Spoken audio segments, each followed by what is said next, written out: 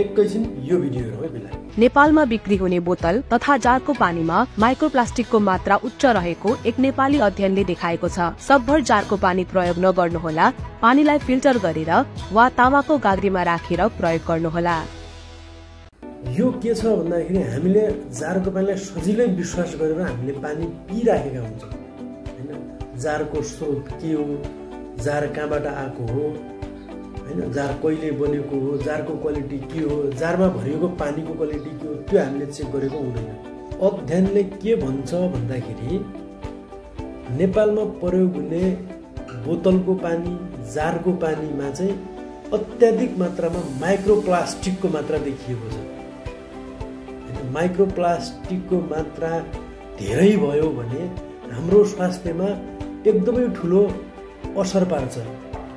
तुरुन्तै असर नदेखाए पनि बिस्तारै बिस्तारै चाहिँ हाम्रो स्वास्थ्यमा धेरै ठुलो असर पारिरहेको हुन्छ।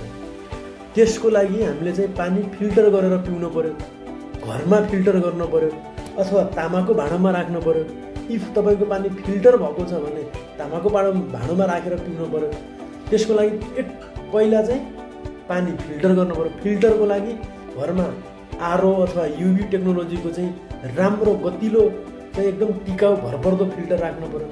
त्यो फिल्टर राखिसकेपछि तपाईँले मिनरल वाटर, बोतलको पानी, बजारमा पाउने बोतलको पानी भन्दा राम्रो पानी घरमै पाउनुहुन्छ। अनि जार बोकिराख्नु पर्ने झन्झट पनि भएन, जार कुन ठाउँबाट आउँछ त्यो झन्झट पनि भएन, जार कसरी सफा भइरहेको हुन्छ त्यो झन्झट पनि भएन। आफ्नो घरमा भएको फिल्टरबाट निकालेको पानी ढुक्कका साथ, निर्धक्कका साथ मजाले पिउन सकिन्छ।